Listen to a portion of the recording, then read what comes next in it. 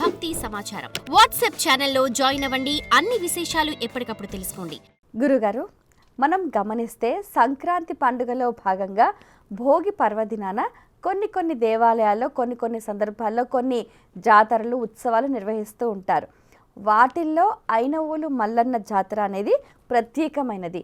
మరి ఆ విశేషాలు చెప్తారా? చాలా మంచి ప్రశ్న. యూట్యూబ్లో చాలామంది మల్లన్న జాతర గురించి చాలా బలమైన పండగలాగా చేసి మల్లన్న జాతరకి వెళ్తే అందరు కలిసి ఒగ్గు కథలు చెప్తూ మల్లన్న చిత్రపటాలు వేస్తూ బండారు అంతా ఒళ్ళంతా పూసుకొని ఆడవాళ్ళు ఎంతో మగవాళ్ళు ఎంతో ఆరోగ్యంగా ఉండాలని కోరికల కోసం చేస్తూ ఉంటారు. మీరు నాకు తెలిసి మొట్టమొదటి వ్యక్తులు మీరు ఒక మల్లన్న గురించి అడిగిన విషయాలు నేను శివభక్తుడిని కాబట్టి అమ్మ మాకు మల్లన్న కూడా మా తండ్రే. ఎందుకంటే ఆయన గారు ఎందుకు వచ్చారు అలాగని ఇప్పుడు శాస్త్రం ఇతిహాసం పురాణాల్లో అమ్మ శివుడు ఎక్కడ పుట్టలేడు అని రాస్తుంది. ఎందుకంటే ఆయన ఒకడే, మరణం జననం లేదు అని చెప్పేసి అయ్యో నిజ అంతే ఒకడే అని ఉంటుంది. ఎక్కువ శాతంగా చూస్తారు. ఒకప్పుడు మల్లాదులు అనే ఒక ఇద్దరు రాక్షసులు ఉంటారమ్మా. వాళ్ళని ఏంటంటే మల్లాదుల రాక్షసుల యొక్క వివరణ ఎలా ఉంటుందంటే వారు బొట్టు ధరించిన ఏ వ్యక్తితో కూడా మాకు మరణం ఉండకూడదు అని ఒక వరాన్ని పొందుతారు. ఇది బ్రహ్మిస్తాడు. మల్లేశ్వరులు అంటారు వాళ్ళని. వాళ్ళిద్దరు ఏం చేస్తారంటే అమ్మ ఈ మన దగ్గర విభూతికి విలువ ఎక్కువ, ప్లస్ కుంకుమకి విలువ ఎక్కువ. ఈ విభూతి పెట్టే వాళ్ళేమో ఒక సెట్ ఆఫ్ మగవాళ్ళు ఎక్కువ శాతంగా, ఆడవాళ్ళు ఇంక ఏదో విధంగా అయితే కుంకుమ అయితే ఉంటుంది. ఈ రెండు రంగులు ముఖ్యంగా మాట్లాడతారు వాళ్ళు. ఈ రెండు రంగులతో ఉండకూడదు.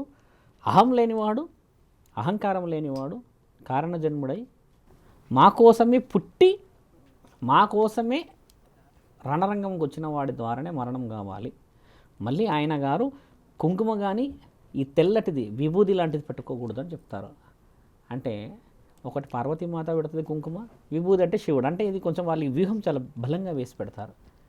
వాళ్ళు ఏం చేస్తారు, ఊర్ల మీద పడి ఆడపిల్లలని చిన్నపిల్లలని గ్రామాల్లో ఉన్న వాళ్ళని అందరినీ ఇబ్బంది పెడుతూ పెడుతూ పెడుతూ పెడుతూ పెడుతూ పెడుతూ పెడుతూ తీవ్ర స్థితికి చేరుతారు.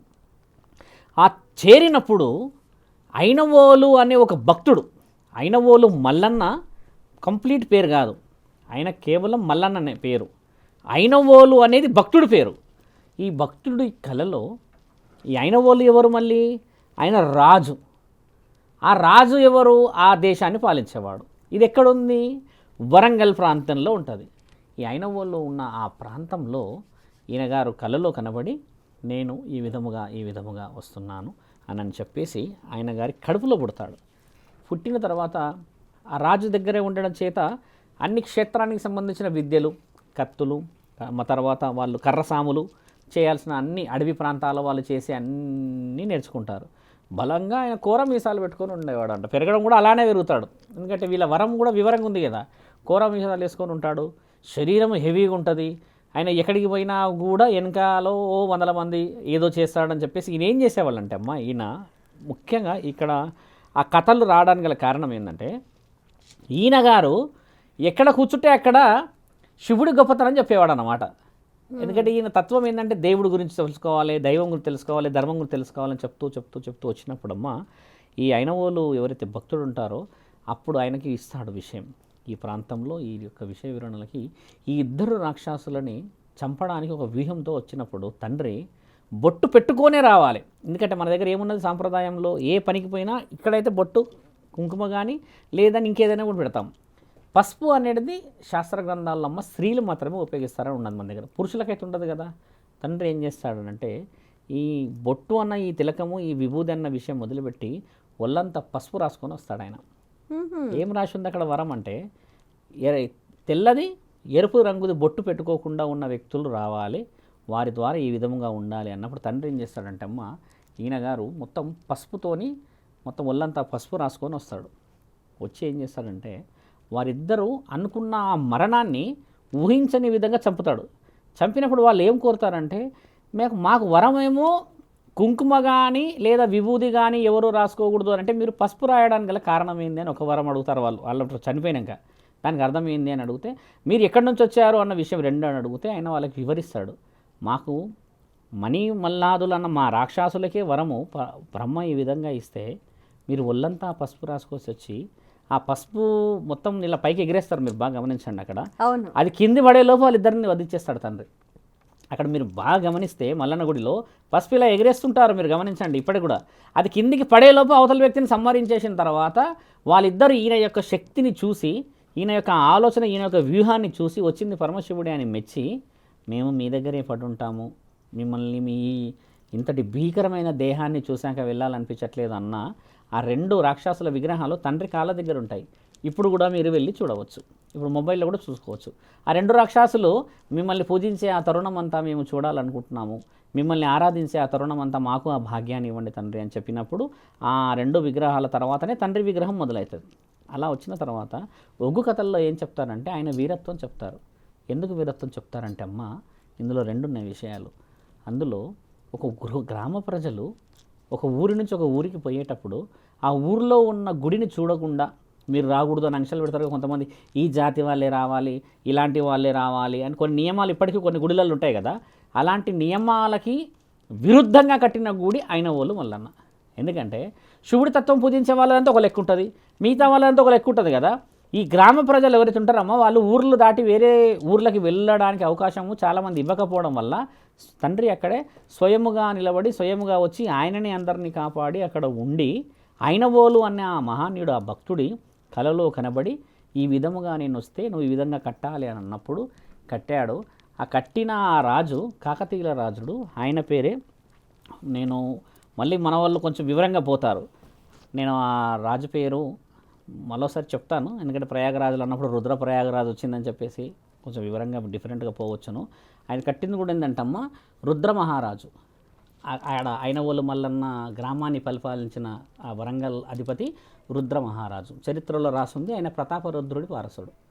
ప్రతాపరుద్రుడు అవుతుంది మన దగ్గర కాకతీయుల కాలంలో. అలా వచ్చినప్పుడు ఆ రాజు కడుపులో పుట్టినవాడు ఈయన.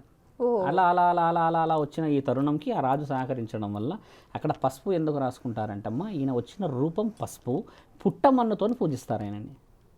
పుట్టమన్నుతోనే, ఇప్పుడు ఎక్కువ శాతంగా ఆయన పుట్టమన్నుతోనే పూజిస్తారు. అది ఎక్కడ లభిస్తుంది మనకు? పుట్టమన్ను ఈ మన అడవి ప్రాంతాలలో ఈ పాములు కొలువైన పుట్టలలో నుంచి తీసుకొస్తారు. దాన్ని ఒక పవిత్రంగా తెస్తారు. అంటే పామును చంపి లేకపోతే అందులో ఉన్నాయి తీసిరారు, దాన్ని ఒక పవిత్ర విషయంలో తీసుకొచ్చి దేవతలను పెట్టి ఆ పుట్టమ్మని ఎందుకు పెడతారంటే అది పవిత్రమైన మట్టి.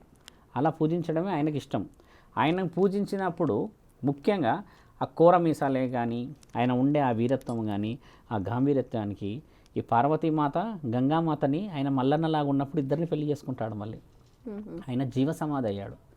మల్లన్న జీవసమాధి అయినట్టు ఎవరికి తెలియదు. ఇక్కడ చాలామందికి ఏం తెలుసు, మల్లన్న దేవుడు అని తెలుసు కదమ్మా. మల్లన్న జీవసమాధి అయిన తర్వాత కూడా అందరి కలలో కనబడి నేనేమేమి చేయాలి, ఎలా చేయాలి, ఆయన కార్యం అయిపోయింది కదా, ఆయన వచ్చింది అన్ని వివరణలు అందించిన మహాక్షేత్రం ఐనవోలు మల్లన్న. ఇప్పుడు ఐనవోలు మల్లన్నలో ఈ జాతర 13వ తారీఖు రోజు ఇప్పుడు పౌర్ణమి నుంచి మొదలవుతుంది. అది సుమారమ్మ మీకు తెలుసా అది ఎప్పటి వరకు ఉంటుందో జాతర? ఉగాది వరకు ఉంటుంది. అది 3 నెలలు అవుతుంది ఆ జాతర, 3 months అవుతుంది. అంటే కంటిన్యూగా పోతారా. చిన్న రోజు పెద్ద రోజు, చిన్న రోజు వచ్చేసి బుధవారము, పెద్ద రోజు వచ్చేసి ఆదివారం. అంటే థర్స్డే రోజు భక్తులు 100ల సంఖ్యలో ఉంటామ్మా, ఆదివారం వచ్చేసి వాళ్ళు 1000ల సంఖ్యలో అవుతారు. ఆదివారం రోజు ఎక్కువ శాతంగా చేస్తారు. అలా ఐనవోలు మల్లన్న చరిత్రకు ఉన్న వివరణ ఏంటంటమ్మా, వరంగల్ ప్రాంతవాసులు అక్కడ ఉన్న ఒక ఐనవోలు అన్న భక్తుడు వేరది, మల్లన్న వచ్చేసి తండ్రి. ఈ విధముగా వచ్చిన దానికి ఆయనకి విభూది మరియు ఈ కుంకుమ కంటే ప్రీతికరమైనది ఒళ్ళంతా పసుపు కాబట్టి పసుపు ఎక్కుతుంది ఆయనకి. ఓకే, ఈ మల్లన్న అంటే శివస్వరూపమే. శివస్వరూపమే, శివుడే పుట్టాడు కదమ్మా, శివుడని భావిస్తారు. ఇప్పుడు మనకి ఇక్కడ మల్లన్న ఉంది కదా, మనం గమనిస్తే కూడా గురుగారు ప్రతి ఊర్లో కూడా మల్లన్న గుడి అని అంటూ ఉంటారు. దిష్టి తీయడానికన్నా ఏదైనా వాళ్ళు. ఆయన భయపడకపోయేవాడంట ఎవరికి కూడా. పులిని సింహాన్ని కూడా ఎదుర్కొన్నవాడు. ఆ గాంభీర్యమైన శరీరం, కూరమీసాలు వేసుకొని ఆయన నడుస్తూ వస్తూ ఉంటే కూడా అమ్మ ఇంత చాలా హెవీ హైట్ ఉండేవాడంట. హైట్ ఉండి ఆయన నడుచుకుంటూ వచ్చేటప్పుడు కూడా ఇటువైపు 2 ఆయుధాలు ఉండేటి అనమాట. ఇందులో త్రిశూలం ఉంటే ఇటువైపు వచ్చేసి ఈ మన ఏమంటారు ఖడ్గం, పెద్ద ఖడ్గం. ఆ 2 ఖడ్గాలు ఇలా పట్టుకొని వచ్చేవాడంట ఆయన ఎక్కడ వచ్చినా కూడా. అంటే ఆయన వీరత్వానికి చిహ్నం అది. ఇప్పటికి కూడా ఆయన చేతిలో అదే ఉంటుంది. మళ్ళీ ఇంకో విషయం ఏంటంటే అమ్మ, శివుడి గుడికి వెళ్తే గంగామాత పార్వతీమాత ఇద్దరు దర్శనం ఇయ్యరు, కానీ మల్లన్న దగ్గర ఇద్దరు తల్లులు కొలువై ఉన్నారు. మీరు గమనించండి, ఎక్కడైనా ఇక్కడ కూర్చొని ఉంటారు ఇలాగా. అవును. ఆయనకి ఇచ్చిన వివరణ ఇవి తెలుసుకోవాలి. ఎందుకంటే చరిత్ర ఇతిహాస పురాణాలలో మల్లన్నని చాలా తక్కువ మంది ఏంటంటే ఈ ఒగ్గు కొతలు చెప్పేవాళ్ళే పూజిస్తారు. గంగరేవి చెట్టుకాడ ఏదైనా అంటారు కదా. ఈ కొమరవెల్లి మల్లన్నను కూడా ఒక భక్తుడు కట్టుకున్న గుడి, అది స్వయంభూ విగ్రహం అంటారు తండ్రిది. అలా తండ్రి ఎక్కడైతే జీవ సమాధికి సంబంధించింది అయిందో అయిన ప్రాంతం అయిన వాళ్ళు మల్లన్న. అలా వచ్చిన చరిత్ర ఇప్పటిది కాదు, 1200 సంవత్సరాలు అవుతుంది ఆయనను పూజించబట్టి. ఇప్పుడు అంతకు ముందు పూజించే వాళ్ళు లేరు. ఎందుకు లేరు అని అంటే అది కట్టేవాళ్ళు కూడా లేరు. ఆ అయినవోలు అన్న ఒక భక్తుడు పుట్టి ఆ రాజగడపలో అయిన పుట్టి ఎన్నో పనులు చేసినాడు అనేది చాలా సంవత్సరాల క్రితం విషయం నుంచి వచ్చింది. ఇలా వచ్చిన ఒక మహాకార్యక్రమం అమ్మ. దాన్ని కట్టింది కూడా ఈ ప్రతాపరుద్రుల కాలం నుంచే కట్టారు, కాకతీయుల కాలంలో కట్టారు ఆ గుడి కూడా. అంటే ఆ వివరణ ప్రత్యేకత వచ్చింది. ఆయనకి చాలామంది నాన్ వెజిటేరియన్ కూడా ఎక్కిస్తారమ్మా. ఈ ఆటలకు వస్తారు కదా చాలామంది. కొంతమంది ఏమో బెల్లానికి సంబంధించిన పూజలు పెడతారు. ఏది పెట్టినా కూడా ఏంటంటే ఆ గాంభీర్యత్వాన్ని చూసే ఆయనకి చాలామంది ఫ్యాన్స్ ఉన్నారు. ఆ పూజ చేసే వాళ్ళు కూడా చిత్రపటం వేసి వాళ్ళందరూ ఒగ్గు కథ చెప్పేవాళ్ళు చాలా తక్కువ మంది అయిపోయారు ఈ రోజుల్లో. ఒక 10 మందో 12 మందో నీతిగా నిజాయితీగా చెప్పేవాళ్ళు. ఇంకో విషయం చాలామందికి చెప్పేది ఏంటంటమ్మా, ఆ అయినవోలు మల్లన్న కానీ కొమరవెల్లి మల్లన్న కూడా కళలో ఇప్పుడున్న పురోహితులకు కనబడతాడంట. అందుకని ఆయన ఈ విధంగా చేయండి అని చెప్తాడు. ఆయన అక్కడున్న పురోహితుల కళలో చెప్తాడు, ఏదో రూపంలో అయినా చెప్తాడు. కొందరి కారణజన్మల కళలో కూడా చెప్తాడు. ఎవరికైతే కళలో కనబడ్డాడు అనుకమ్మ, కనబడ్డాక వారం రోజుల తర్వాత పూజ చేసేయాల్సింది ఆయనకి. ఇలాంటి ప్రత్యేకతలు కూడా మన దగ్గర ఉన్నాయి. ఎందుకంటే ఒక విషయం నేను బాగా అప్రిషియేషన్ ఏమనుకుంటున్నా అంటే ఈరోజు మీరు అడిగిన ప్రశ్న, అయినవోలు మల్లన్న చరిత్ర ఎవరు అడగలేరు ఇంతవరకు. మల్లన్న చరిత్ర అడిగారు కానీ అసలు ఆయన ఎందుకు పుట్టాడు, ఎందుకు వచ్చాడు, ఏందనేది ఈరోజు నా వల్ల చెప్పడం చాలామందికి తెలియడం ఎంతో గౌరవం. పసుపు ఎందుకు అనేది ఎవరికి తెలియదు తల్లి. అసలు పసుపు అనేది ఆయన ఎందుకు రాసుకుంటాడే, రాక్షస సంహారణ చేసేటప్పుడు ఆయన వచ్చిన రూపమే ఆ పసుపు రూపంతో రావడం చేత ఆయనకు అది చాలా ఇష్టమైపోయింది. ఎందుకంటే అది పైకి అలా పడి కిందలోపే రాక్షసుని సంహరించగలిగాడనంటే ఆ వీరత్వం.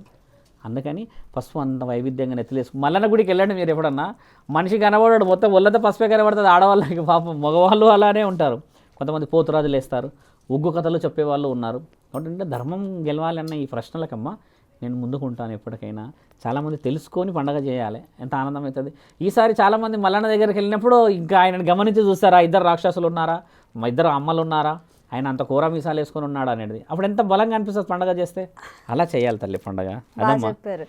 అసలు అయినవోలు మల్లన్న జాతర ఆ విశేషాలు మీ ద్వారా తెలుసుకోవటం మాకు చాలా ఆనందదాయకం. నమఃశివాయ. నమఃశివాయ నమః. For more videos like this, subscribe Big TV channel.